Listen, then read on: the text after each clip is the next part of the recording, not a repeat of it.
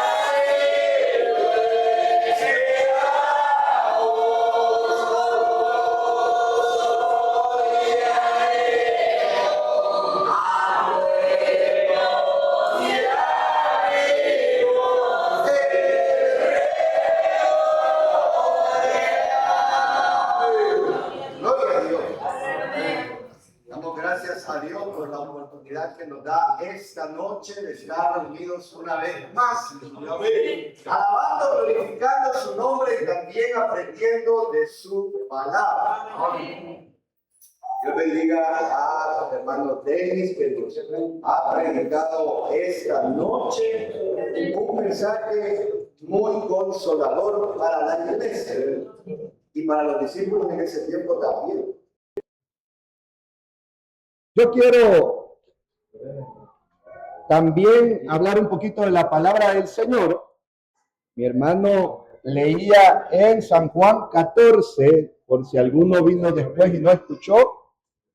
San Juan 14, capítulo 14, versículo 1 en adelante. Lo vuelvo a leer honrando al Padre, al Hijo y al Espíritu Santo. No se turbe vuestro corazón, creéis en Dios, creed también en mí. En la casa de mi Padre muchas moradas hay. Si así no fuera, yo os lo hubiera dicho. Voy pues a preparar lugar para vosotros. Y si me fuere y os prepararé lugar, vendré otra vez y os tomaré a mí mismo, para que donde yo estoy, vosotros también estéis. Hasta ahí. Yo quiero que entendamos un poquito el contexto de por qué Jesús refirió esta palabra a sus apóstoles. Antes que nada, a lo largo de los 4 evangelios, encontramos una serie de sermones dados por el Señor Jesús. Uno de los más conocidos es el sermón de las bienaventuranzas, que muchos se lo pueden.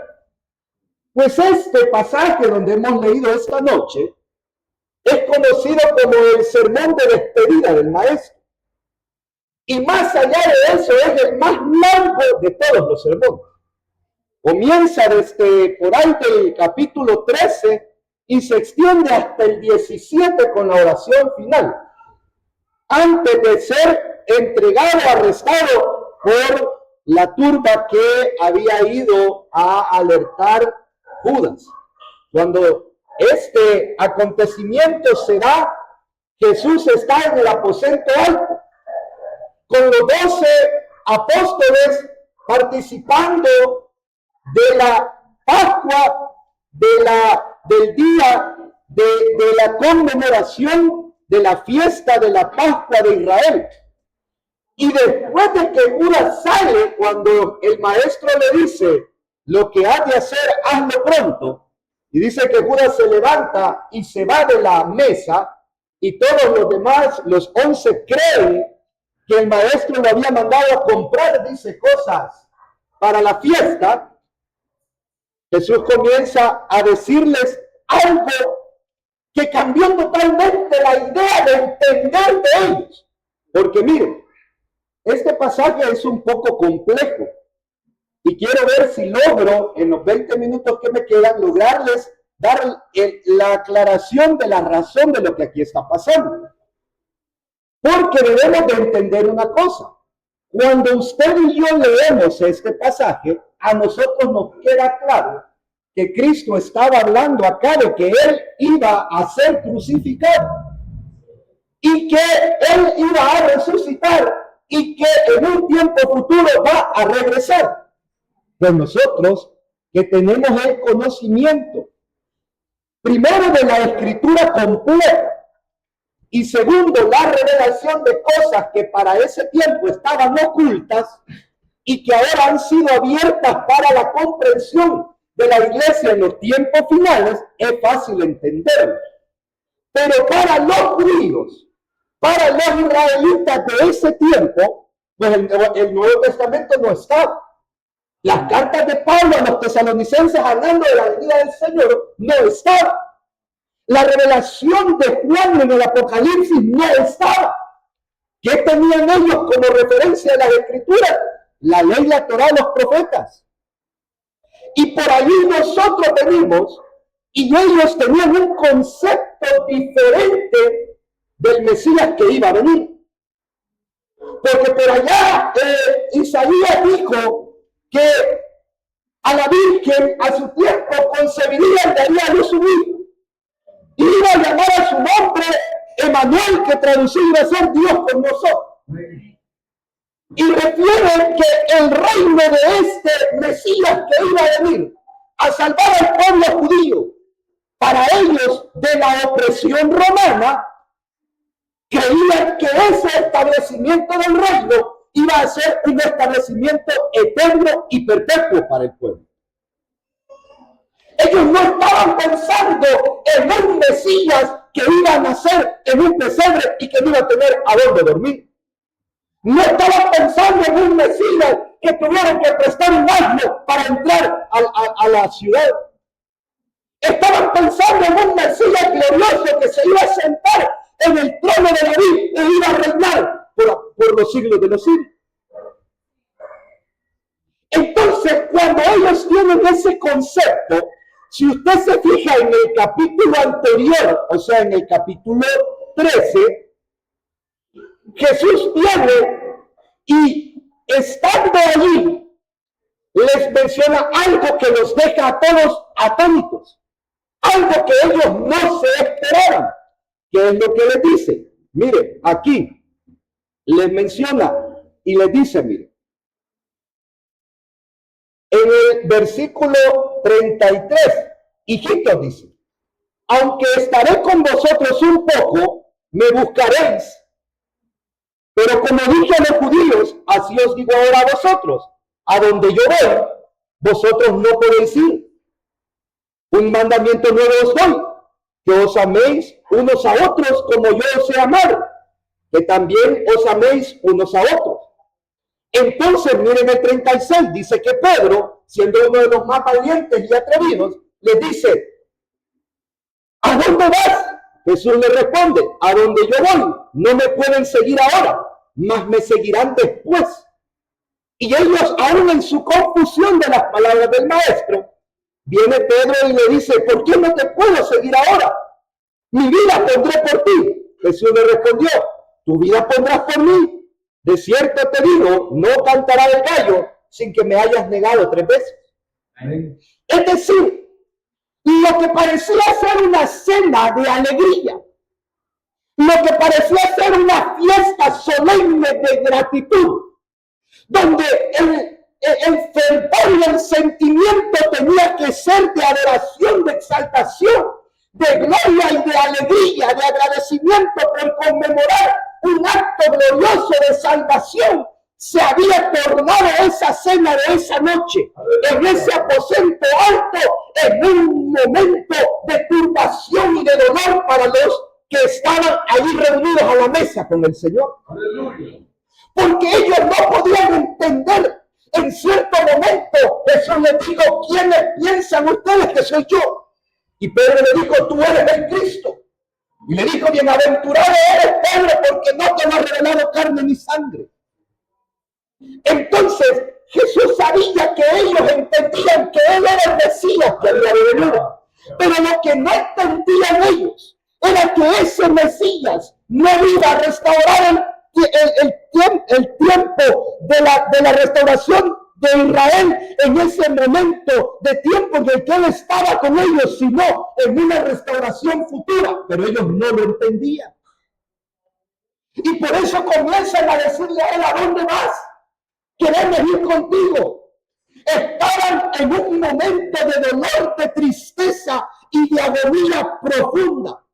Hay diferentes niveles de sentirse preocupado, pero ningún nivel se compara con el nivel de preocupación de muerte. ¿Alguna vez en el tiempo que hubo más violencia, usted estuvo a punto de perder la vida en algún momento? ¿Cómo se sintió de afligido? Es muy diferente a que no tenga para pagar la cuota del alquiler de la casa y le dé una preocupación, pero no es al mismo nivel que usted sienta que vio la pistola, que salió, que el ladrón lo siguió, que le pasó rozando la bala y no le cayó. Ese nivel de angustia es totalmente diferente. La palabra acá, donde menciona no se turbe, el Evangelio de Juan está escrito en griego koinonia. Ese griego, la palabra turbe, se traduce como una angustia de muerte. La misma palabra aquí es tarazó. La palabra tarazó se ocupa en San Juan 11 cuando dice que Jesús llega a la casa de María y de Marta y encuentra a María que sale corriendo y los demás judíos dicen a llorar al sepulcro va. Pero cuando llega al encuentro, al camino con Jesús, y dice la escritura que cuando ella llega, llora enfrente del maestro y los demás judíos con ella llorando también. Dice que Cristo ve aquella escena y se tarazó y se conturbó de espíritu. Es decir, se angustió tanto que se conmovió de ver aquella escena de dolor, de muerte por la partida de Lázaro. Pues aquí dice que los discípulos estaban en una agonía similar. Porque aquel que había estado con ellos todo el tiempo les había dicho que se iba a morir. Ahora bien, eso cambió totalmente la perspectiva de los discípulos en cuanto al acontecimiento de la restauración del reino por medio del Mesías. Por eso nosotros vemos que en otra ocasión, más adelante le preguntan, ¿y restaurarás el reino en este tiempo? Le dijeron.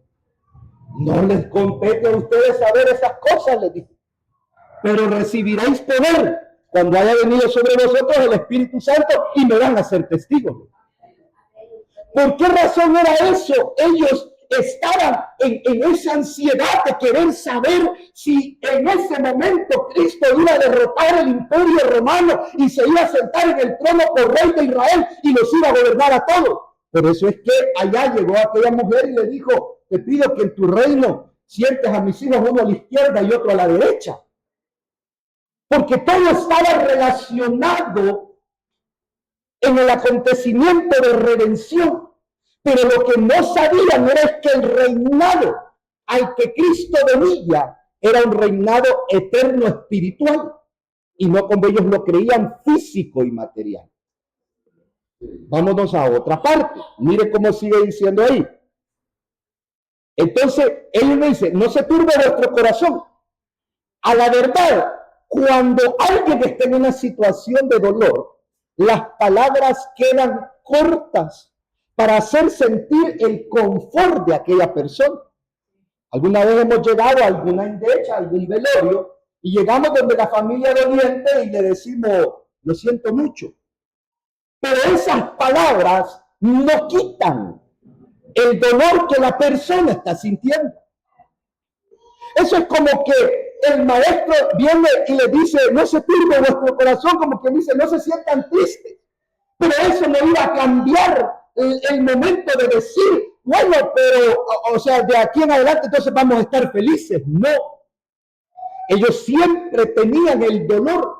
Por eso, más adelante, el mismo Cristo dice que así como la mujer da a luz, cuando el niño nace, se olvida del dolor que tuvo y el dolor se le convierte en gozo. Bueno, aquí las hermanas me pueden dar la razón. Cuando las que han tenido sus hijos normales, en el momento de que el niño ya va a nacer es un gran dolor, pero ya cuando lo limpian y se lo ponen a la par, se olvidó que le estaba doliendo. Y está bien contenta de ver al niño ahí llorando y todo. Pues lo mismo le estaba diciendo Jesús a ellos en todo ese sermón de los 4 capítulos.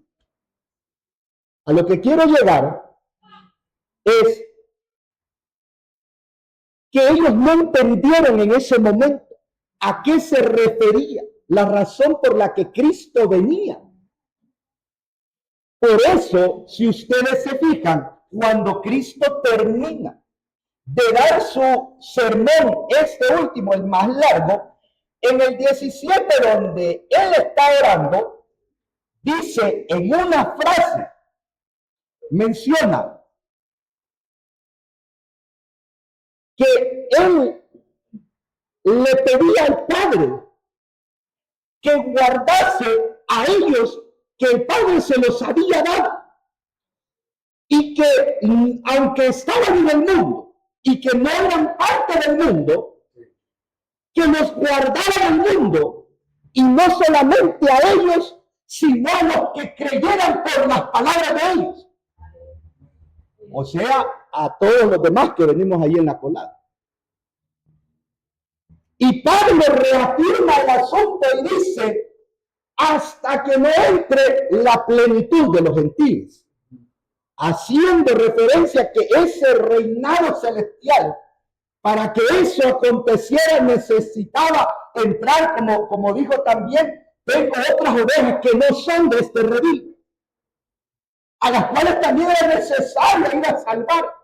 Y ese era el pueblo gentil que estaba esperando el momento de redención a través del sufrimiento de la cruz de Jesucristo. Pero los judíos no entendían eso. Y los discípulos estaban preocupados porque el maestro se iba, porque ya no iba a estar más con ellos. Y conociéndoles el Señor lo que pasaba dentro del corazón, es donde viene y les dice, miren, si creen en Dios, crean también en mí. ¿Cómo creían ellos en Dios? Ellos creían en un Dios que no habían visto, pero creían que existía y que era todopoderoso. Entonces, de la misma forma ciega, es decir, que no necesitaban de verlo para creerle, sino que bastaba con que les explicaran que existía para creer que existía, que así mismo, con esa misma confianza que creían en Dios, creyeran también en Cristo como su Salvador. Pero mire que añade algo más totalmente diferente. Y le dice, en la casa de mi Padre muchas moradas hay. Y les menciona algo como quien dice, y si ustedes no me creen que así fuera, yo se los hubiera dicho si no fuese así. Y les dice luego, me voy pues a preparar lugar para vosotros. Mire, aquí hay un asunto bien importante.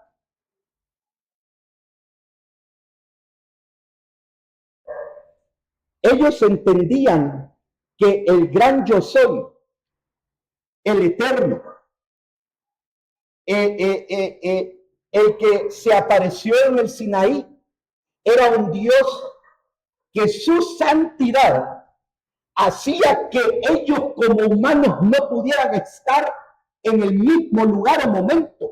Aleluya. Y eso para ellos era algo inconcebible de entender, que como aquel Dios poderoso, que solo miraban aquellos rayos y truenos en aquel monte y le dijeron a Moisés, no, habla tú con ellos, con él y dinos qué es lo que quieren nosotros de aquí de lejos. Aquel Dios que miraba descender la nube de la gloria en el tabernáculo y ellos no eran autorizados para entrar y poder contemplar la gloria, sino que de afuera solo eran como mirando de lejos aquellos acontecimientos sobrenaturales. Ahora venía alguien humano a decir que iba a aquel Dios celestial y que se los iba a llevar a ellos también para allá. ¿Cómo era posible eso? Era una cuestión de entendimiento que no alcanzaba. ¿Y sabe por qué le menciono eso? Porque lo mismo le pasó a Isaías. En el año que murió el rey Usías, dice que Isaías vio al Señor sentado sobre un trono alto y sublime. La falda de su ropa llenaban el templo y por delante de él había serafines y cada uno tenía 6 alas. Con 2 cubrían su rostro, con 2 cubrían sus pies, con 2 volaban y el uno al otro no dejaba de decir, santo, santo, santo, es el Dios de los ejércitos. Toda la tierra está llena de su gloria. Los que hicieron de las puertas se estremecieron. ¡Aleluya! Isaías se alegró al ver lo que estaba viendo. Se afligió. Dijo, ay de mí, dijo, que soy hombre muerto. Yo que soy de labios inmundos y que habito en medio de un mundo de un pueblo perverso, rebelde. Yo soy muerto aquí. ¿Qué tuvo que hacer para demostrarle que no? Mandaron querubín que agarrara un tizón, un carbón encendido. ¡Aleluya! Y le chamuscara los labios. Esto ha tocado tus labios, se limpio, le dijo. ¿Por qué? Porque ellos creían que había una separación grande entre el hombre y Dios por su naturaleza santa. ¿Y cómo era posible que ahora estos hombres humanos y pecadores pudieran estar unidos con el que es santo en un solo lugar? No era concebible para ellos. No sé si me llevan el hilo para entender qué pasaba por la cabeza de los 11 apóstoles que estaban oyendo estas palabras. Pero viene un detalle muy importante. Y él menciona acá y dice, en la casa de mi padre muchas moradas hay. Y luego dice, voy pues a preparar lugar para vosotros. Fíjese que aquí hay una cuestión muy diferente.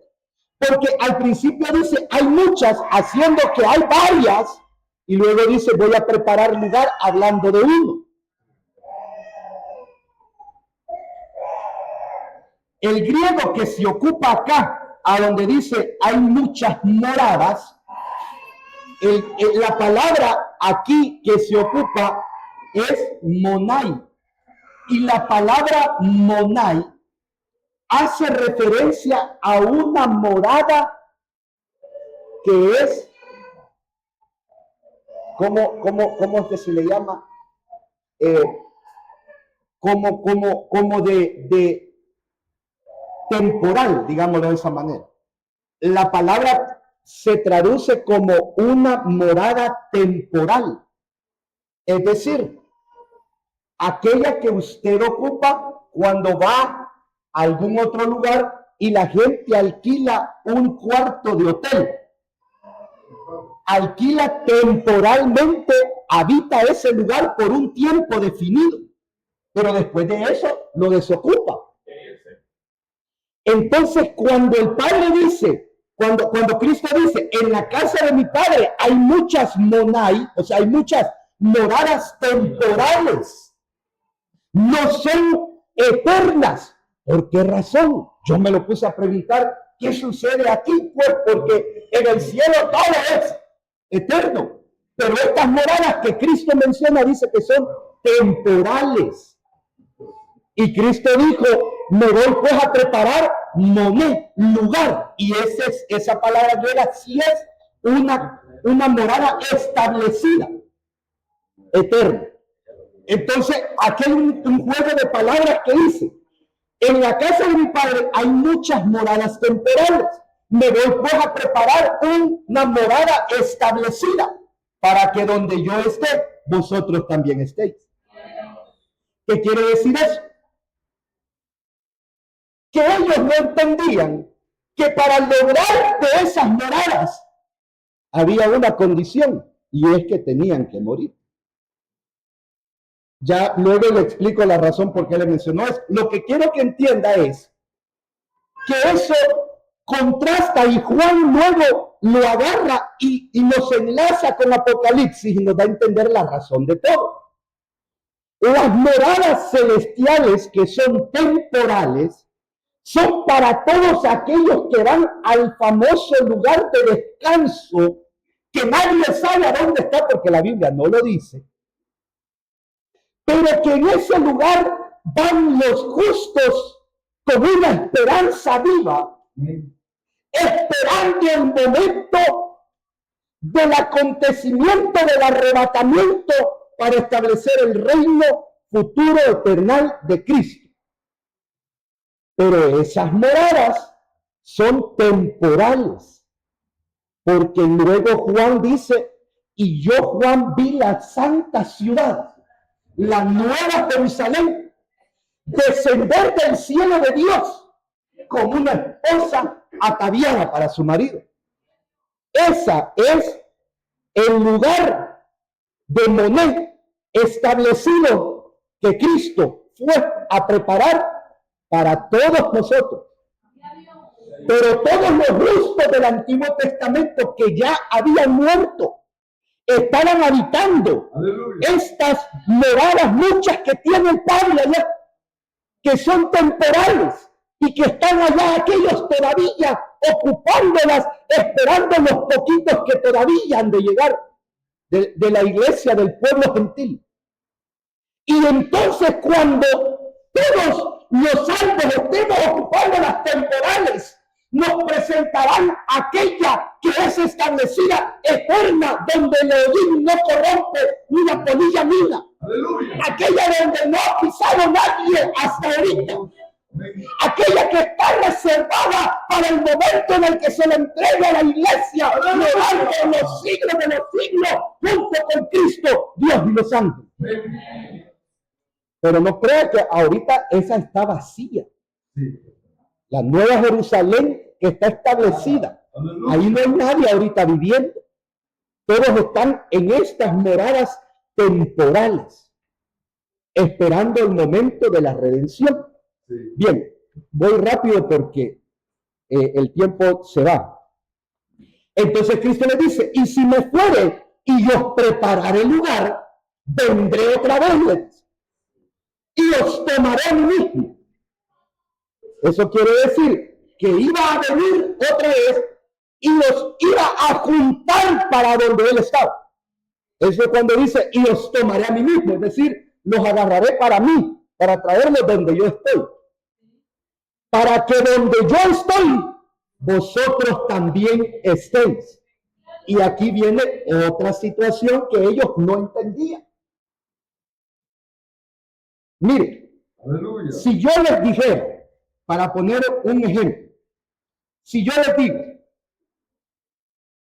espérenme un momento, ya regreso y me voy, todos esperan que en un par de minutos vuelva. Lo mismo pasaba con los discípulos. Cuando Cristo les dijo, me voy, y vuelve a regresar, ellos pensaban que eso era ya. Que era un momentito que se iba a ir, no que iban a pasar 2000 años y no venía. Por eso, los discípulos comenzaron a pregonar el evangelio y a anunciar la venida del Señor. Y se acababa de ir. Por eso, Pablo es necesario escribirle a los tesalonicenses y decirles ahí por el capítulo 4 del 1 Tesalonicenses que no se entristezcan como aquellos que no tienen esperanza. ¿Por qué razón? Porque como todos los que lo oyeron estaban vivos, ellos comenzaron a predicar que Cristo ya iba a regresar. Pero comenzaron a ver que con el pasar del tiempo, los fieles seguidores del Señor comenzaron a morirse. Bueno, ¿y cómo era eso? Pues, si él iba a venir a traernos, ya no vino. Y se están muriendo, y estos que se están muriendo, ¿qué va a pasar con ellos? Entonces viene Pablo y les escribe, para que no se entristezcan como los otros que no creen en Cristo, que mueren sin esperanza.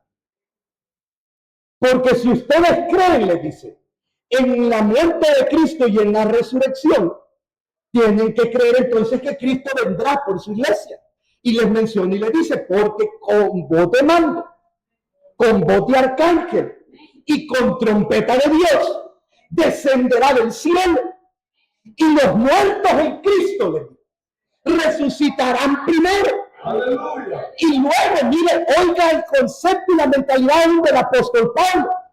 Pablo no se contó con los muertos tampoco.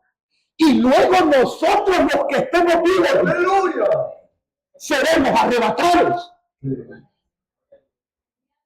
El concepto de ellos era que Cristo ya pronto venía por la iglesia. Y luego comenzaron a darse cuenta que eso iba a tardar más tiempo de lo que ellos esperaban. Y por eso Pablo menciona en otro pasaje y dice, porque ahora está más cerca nuestra redención que cuando creímos. ¿Por qué razón? Porque estas cosas ellos las esperaban que fuera algo inmediato. Esperaban que esto fuera algo que sucediera de un momento a otro. No pensaban que ellos iban a morir sin haber visto la resurrección. Pero aunque no pudieron ver la resurrección, hoy están contemplando las moradas que aquí les dijo, a donde ellos iban a habitar. Hoy ya se están viendo que lo que Cristo les dijo en aquel momento, en aquel aposento alto, era cierto y ahora lo comprueban y solo esperan el momento de la venida de Cristo para que la iglesia se junte en un solo cuerpo con los demás y juntos reciban al Señor en la gloria. Pero mientras estas cosas sucedan, mientras el Señor todavía no venga por la iglesia, es necesario que la iglesia mantenga la fe y la confianza siempre en el Señor. ¡Aleluya! Que no haya nada ni nadie que turbe la paz del corazón del hermano, de la hermana, sino que a pesar de las adversidades mantenga siempre la confianza en Dios que vendrá por la iglesia. Y a pesar de las dificultades y de los problemas, a pesar del dolor y de la angustia, mantengamos siempre la esperanza de que un día nos hemos de ir de este lugar. Oh, gloria al Señor. No importa por las situaciones que estemos pasando, Cristo dijo, en el mundo tendréis aflicciones. Pero confiad, porque yo he vencido al mundo. ¡Aleluya! Mi paso os dejo, les dijo en otro pasaje, mi paso os doy, no como el mundo la da. No se turbe vuestro corazón ni tenga miedo. Debemos de entender que estas situaciones los puso a ellos en una situación difícil. Pero el Señor una cosa les pidió a los 11, que confiaran en Él como confiaban en Dios. Que nada ni nadie les deje mover esa confianza que tenemos en el Señor. A veces vienen pruebas, a veces vienen calamidades, A veces vienen dificultades. Muchas son las aflicciones del justo, pero de todas ellas nos librará Jehová. Pero de todas dará el Señor la respuesta. Pero de todas el Señor abre una puerta. Pero de todas el Señor hará camino donde no hay. Oh, gloria a Dios. Alabado sea su nombre. Oh, gloria a Dios. No importa si la angustia es angustia de enfermedad, confiemos en el Señor. No importa si la angustia es una angustia económica y tal vez no hay nada en la red o no hay nada que cocinar, pero confiemos en el Señor. No importa si tal vez sean cuestiones sentimentales, sean cuestiones internas, pero confiemos en el Señor, que Él tiene la última palabra. Oh, gloria a su nombre. Bendito el Señor. No importa las dificultades, no importan los problemas, no importan las adversidades. Tenemos un Dios que es poderoso, tenemos un Dios que es misericordioso. Tenemos un Dios que es grande en poder. Tenemos un Dios que todo lo puede. Tenemos un Dios que todo lo suple. Oh, gloria a su nombre. Oh, gloria a Dios. Por eso Pablo decía, ¿quién nos separará del amor de Cristo? Angustias, tribulaciones, enfermedades, que nada nos separe del amor y que cada vez que nosotros sintamos dentro de nosotros un corazón chiquito, un corazón apocado, un corazón desanimado, recordemos que Cristo dijo que vendría otra vez y que nos va a tomar a nosotros para Él mismo. ¡Aleluya! Y que ese momento nosotros no esperamos. La iglesia debe de alentarse en eso, que si aquí sufrimos, que si aquí lloramos, que si aquí nos va mal, que si aquí nos desprecian, que si aquí nadie nos habla, nos da amor o nos demuestra fraternidad, pero esto solo es un momento pasajero. La iglesia, gloria a su nombre, la trompeta y los muertos se levantarán de la tumba donde estén. Y si estamos dormidos, oiremos aquella voz. Y en un abrir y cerrar de ojos, se acabará el llanto, se acabará el dolor, se acabará la tristeza, se acabará el gemido y entraremos a un lugar donde reinaremos, donde nos alegraremos, donde cantaremos, donde contemplaremos a Cristo por los siglos de los siglos.